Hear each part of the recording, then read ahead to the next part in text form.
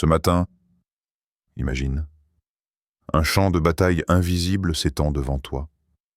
Tu n'entends pas d'épée s'entrechoquer, mais tu sens le poids d'une lutte. Dans les ombres, l'ennemi avance, prêt à dévorer ton courage. Et là, sur une colline solitaire, un vieil homme se dresse. Il n'a pas d'arme à la main, seulement un bâton levé vers le ciel. Ses bras tremblent, mais chaque fois qu'il reste levé, les forces ennemies reculent. Regarde bien, ce ne sont pas les muscles qui tiennent ses mains, mais deux frères, un à gauche, un à droite, Aaron et Hur. Ils soutiennent ce qui s'effondre, ils relèvent ce qui faiblit. Une pierre sous son corps, des mains sous ses bras, et la victoire se dessine au-dessus de la vallée. C'est une scène étrange, presque irréelle. Mais en réalité, c'est une clé spirituelle. Car dans le royaume de Dieu, la bataille ne se gagne pas par l'épée, mais par des mains levées, par un cœur suspendu à celui qui règne dans les cieux. Et toi, où sont tes mains aujourd'hui? Sont-elles lourdes, fatiguées par des prières qui semblent sans réponse? As-tu baissé les yeux vers le sol, là où la poussière de la peur s'élève? Le ciel guette. Chaque fois que tu lèves ton regard, les chaînes se brisent. Chaque fois que tu ouvres tes lèvres dans l'adoration, les armées de l'ombre reculent. Mais attention, l'ennemi guette le moment où tes bras retombent. Alors, trouve ta pierre, trouve ces frères et sœurs qui ne te laisseront pas t'effondrer, car tu n'as jamais été appelé à combattre seul. Il y a dans le silence du matin une voix qui murmure. Lève tes mains, fixe tes yeux, la bataille est à moi. 1. La vision cinématographique du champ de bataille. L'air est lourd. On dirait qu'il tremble, comme si la terre elle-même retenait son souffle. Au loin, la poussière se soulève. Des armées se préparent à s'affronter. Les cris des soldats résonnent dans la vallée, un grondement sourd, presque animal, qui se mêle au claquement métallique des armes. Les épées scintillent sous le soleil brûlant, les boucliers se lèvent, et l'odeur du fer et de la sueur imprègne l'atmosphère. Sur le flanc de la montagne, une silhouette solitaire s'avance lentement. Pas de casque, pas d'armure, pas de cheval de guerre.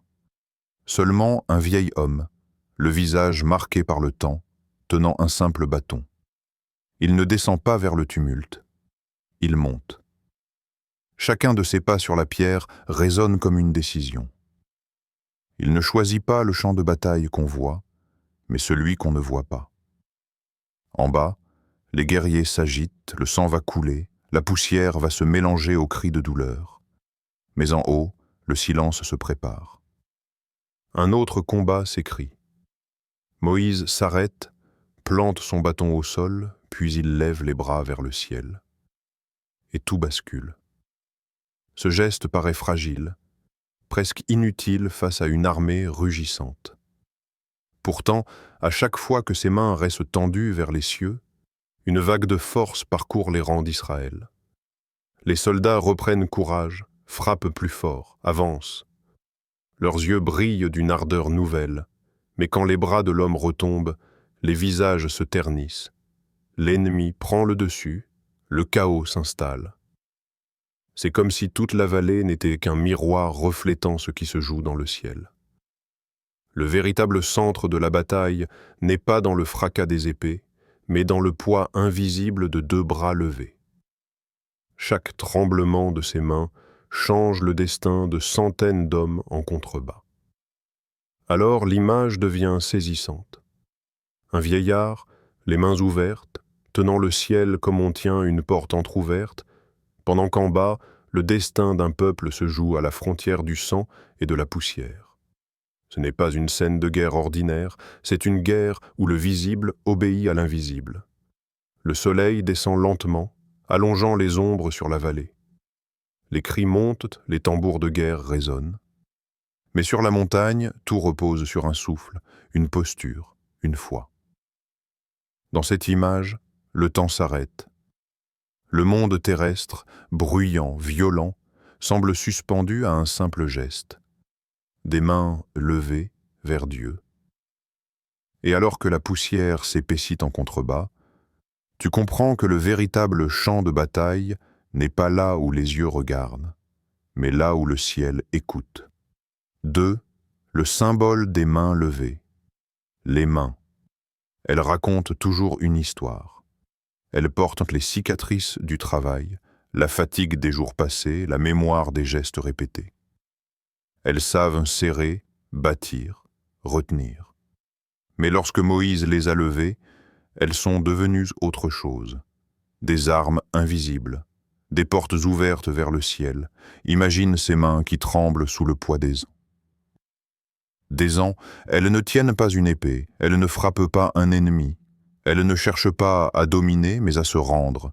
Et pourtant, elles détiennent plus de puissance que tous les guerriers dans la vallée, car chaque fois qu'elles se dressent vers le ciel, la faveur divine descend comme une pluie invisible. Les mains levées sont un langage que la terre entière comprend sans parole.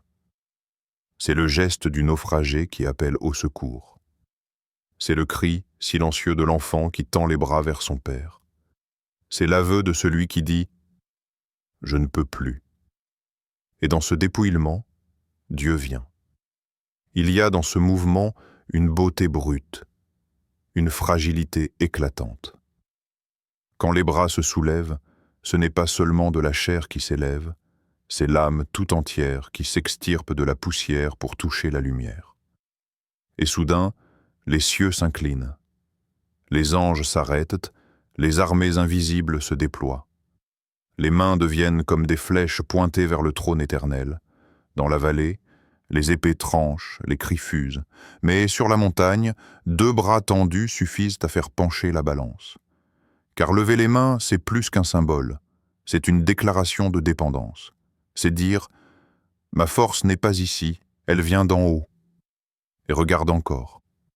Ces mains fatiguées ne tiennent rien. Justement parce qu'elles doivent être vides. Aucune arme, aucun plan, aucune stratégie humaine. Juste un vide offert à Dieu, et c'est dans ce vide que la gloire se dépose. Là où l'homme lâche prise, le ciel déverse sa puissance. Il y a un mystère, plus les mains s'élèvent, plus le cœur s'abaisse. Plus l'homme s'expose à sa faiblesse, plus la force divine s'infiltre. C'est le paradoxe de la foi. Ce qui semble dérisoire dans le regard humain devient décisif dans le regard de Dieu. Les mains levées sont le geste du pauvre en esprit, du pèlerin perdu, du guerrier à bout de souffle. Mais dans ce geste réside un pouvoir que l'enfer lui-même ne peut arrêter. Les ténèbres reculent, non devant des poings fermés, mais devant des mains ouvertes. Alors regarde bien ce geste simple, presque enfantin. 2 bras tendus, paumes ouvertes, doigts étirés vers l'invisible. C'est le signe qu'un royaume est en train de basculer. 3. Le rôle des soutiens, Aaron et Hur. Hur, l'image est frappante. Moïse, seul sur la colline, ses bras étendus vers le ciel, commence à faiblir. Ses épaules tremblent, ses mains s'alourdissent, ses doigts glissent, comme si la gravité voulait les arracher à la prière. La victoire d'Israël chancelle à chaque mouvement. Dans la vallée, les soldats s'agitent, ne comprenant pas que leur sort dépend de ce vieillard essoufflé. Mais alors, 2 silhouettes apparaissent à ses côtés. Aaron, son frère, et Hur, son compagnon. Ils ne brandissent pas d'épée, ils ne se joignent pas aux cris de guerre. Leur mission est silencieuse, mais décisive. Regarde la scène. Aaron se place à la droite de Moïse, Hur à sa gauche. Ils voient ses bras retomber, ils comprennent que la bataille est en train de se perdre non pas à cause des épées, mais à cause du poids des mains. Alors, ensemble, ils le soutiennent. Ils ne le jugent pas, ils ne lui reprochent pas sa faiblesse. Ils glissent une pierre sous lui, pour qu'il puisse s'asseoir. Puis, chacun prend un bras et le soulève. Ce tableau est d'une simplicité bouleversante. 3 hommes, une montagne, 2 bras soutenus. Mais dans ce geste se cache un mystère immense. Car sans Aaron et Hur, Moïse aurait échoué. La fatigue aurait gagné, les mains seraient tombées et Israël aurait été écrasé. Il y a ici une vérité spirituelle profonde. Même l'homme choisi de Dieu ne peut pas porter seul la charge. Même le prophète, même l'intercesseur a besoin de soutien. La victoire du peuple passe par une fraternité silencieuse, par une solidarité qui ne brille pas sur le champ de bataille, mais qui se joue dans l'ombre d'une colline. Imagine la scène comme un théâtre sacré. Au centre, Moïse, le visage tendu vers le ciel, ses yeux brûlants de foi. À sa droite, Aaron, le frère qui connaît ses faiblesses et ses blessures, mais qui choisit de le porter malgré tout. À sa gauche, Hur, moins connu, presque anonyme, mais dont les mains fidèles tiennent l'histoire en équilibre. Pas de gloire, pas de reconnaissance, mais sans eux, le peuple s'effondre. Leur rôle est celui des gardiens invisibles. Leur force devient l'extension de la prière de Moïse. Leur fidélité transforme une prière vacillante en un torrent de puissance inarrêtable. Et cette image résonne encore aujourd'hui. Car combien de victoires spirituelles dépendent de ces soutiens invisibles? Des prières de ceux qui, en silence, se tiennent à tes côtés. Des frères et des sœurs qui, quand tes mains faiblissent, choisissent de te relever au lieu de te laisser tomber. Le ciel inscrit leur nom dans un livre que la terre oublie. Mais ce sont eux qui tiennent les bras fatigués, qui maintiennent allumée la flamme de la foi quand le vent souffle trop fort. 4. La pierre et le repos dans la prière. Sur la montagne, au milieu du vent sec et des pierres chauffées par le soleil, Moïse chancelle. Ses bras ne tiennent plus. Ses genoux tremblent, son souffle est court. Alors, Aaron et Hur placent une pierre sous lui. Une simple pierre, rugueuse, immobile, silencieuse. Et Moïse s'assoit. Ce détail paraît insignifiant. Mais cette pierre devient le trône du combat invisible. Car ce n'est pas sur un champ de bataille que Moïse prend place, mais sur ce rocher, dans le silence de la hauteur. Ses mains restent levées, soutenues par ses frères, mais son corps repose enfin. L'image est saisissante. La fatigue de l'homme s'appuie sur la solidité d'une pierre. Il y a là un secret spirituel. La prière n'est pas un effort surhumain qui détruit le corps. La prière est un lieu de repos. Elle ne se fait pas dans la force crispée, mais dans l'abandon. Moïse n'a pas été invité à porter debout toute la charge jusqu'au soir. Dieu a permis qu'il s'asseye. Et c'est ainsi qu'il a pu tenir jusqu'au coucher du soleil. La pierre devient une prédication silencieuse. Elle dit que la présence de Dieu est le seul siège assez solide pour supporter nos luttes. Elle dit que tu n'as pas besoin de rester debout par ta propre force, mais que tu peux t'appuyer sur celui qui est appelé le rocher des siècles. La pierre sur laquelle Moïse s'assoit annonce déjà le Christ, la fondation immuable, celui qui porte quand l'homme s'effondre. Imagine ce moment. La poussière s'élève dans la vallée, les cris montent, mais Moïse ferme les yeux un instant et sent sous lui la fraîcheur de la pierre. Un appui, une stabilité, un lieu qui ne tremble pas quand tout autour vacille. Ses mains sont encore levées, mais son cœur comprend que le combat ne dépend pas de ses muscles. Le combat appartient au Seigneur. Cette pierre n'est pas confortable. Elle n'est pas douce ni taillée, mais elle est suffisante. Comme souvent dans nos vies, le repos de Dieu ne prend pas la forme que nous attendons. Ce n'est pas toujours une réponse immédiate. Ce n'est pas une chaise de velours. C'est parfois une pierre, brute, qui pourtant empêche la chute. Et c'est assez. Regarde encore. Moïse assis, ses bras tenus, la pierre sous lui. 3 gestes unis qui composent une symphonie silencieuse. La dépendance, la fraternité, le repos. Le ciel répond à ces 3 notes invisibles. Et la victoire s'écrit non par le rugissement des armes, mais par la posture d'un homme appuyé sur une pierre. 5. Le combat invisible est spirituel. Tu crois peut-être que la guerre se joue dans la poussière, là où les épées frappent, où les cris d'hommes résonnent. Mais la véritable guerre, elle ne se voit pas. Elle se déploie dans l'invisible, là où les ténèbres se heurtent à la lumière, là où des forces qu'aucun œil humain ne peut contempler s'affrontent pour une seule chose. Ton âme, écoute. Chaque prière que tu prononces est une flèche invisible. Elle fend l'air et transperce des murailles que tu ne peux pas voir. Chaque soupir adressé à Dieu résonne comme un tonnerre dans le royaume spirituel.